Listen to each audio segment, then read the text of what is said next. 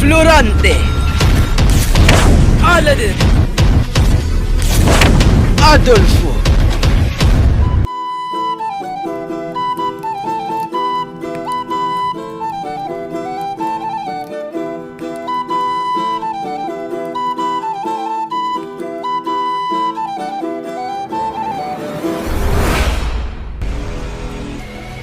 Ang wakas ni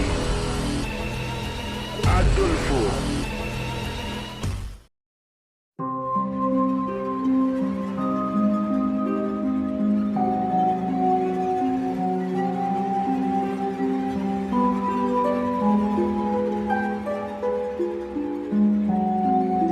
Natalo ang mga kawal ni Adolfo sa hukbo ni Menandro, kaya't nagpasya na itong tumakas. Isinakay nito sa kabayo ang nakagapos na si Laura at dinala sa kagubatang Madawag. Pagdating sa gubat ay doong pinagtangkang halayin ni Adolfo si Laura.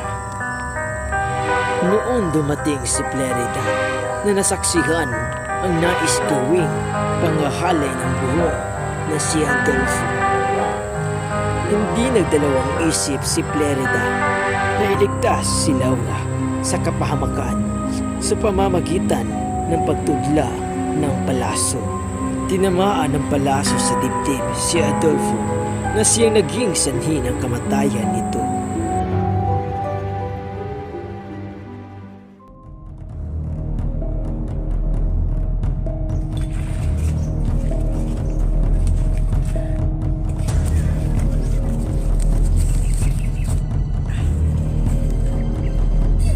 Saan mo ko dadalhin? Saan mo ko dadalhin? Tatagawin mo sa akin!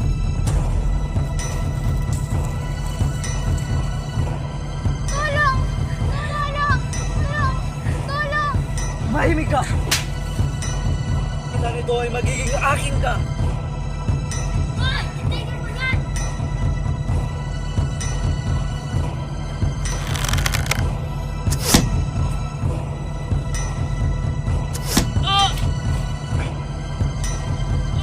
Sino kaya yun? Puntaan natin!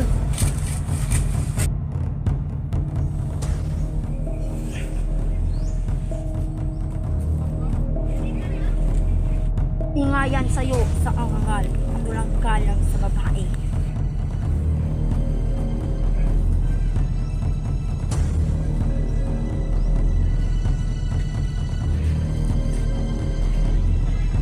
Gumising ka. Gising. Gising. Gising. Halika na, lumisan na tayo dito.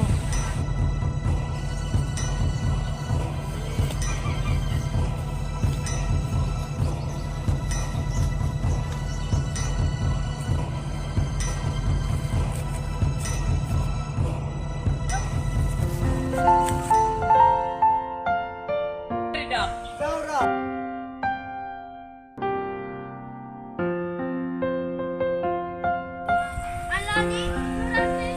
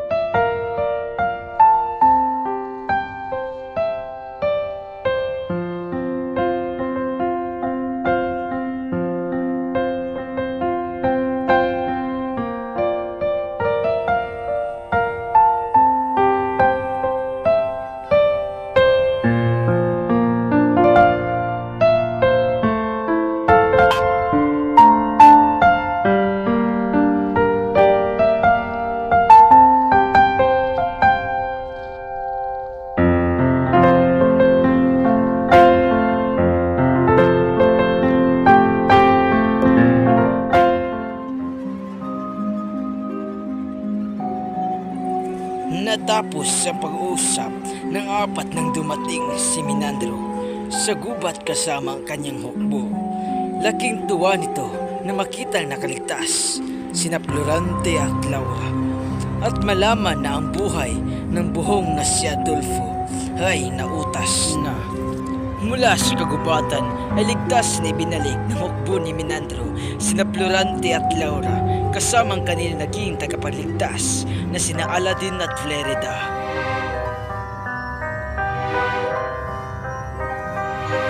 Nagsigawan sa tuwa ang buong kaharian sapagkat dumating na ang kanilang tunay na hari at